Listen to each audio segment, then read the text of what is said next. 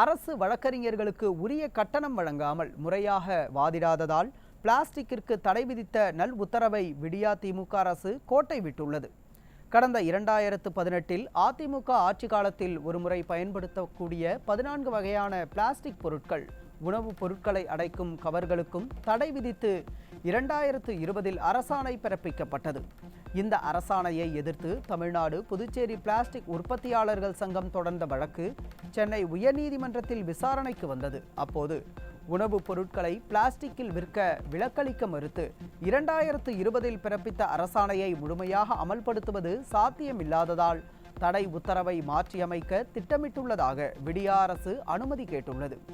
அனைத்து வாதங்களையும் கேட்ட நீதிபதிகள் அரசாணை 37க்கு தடை விதித்து அன்றாட உணவுப் பொருட்களை பிளாஸ்டிக் கவர்களில் அடைத்து விற்க தடை இல்லை என்று உத்தரவிட்டுள்ளனர்.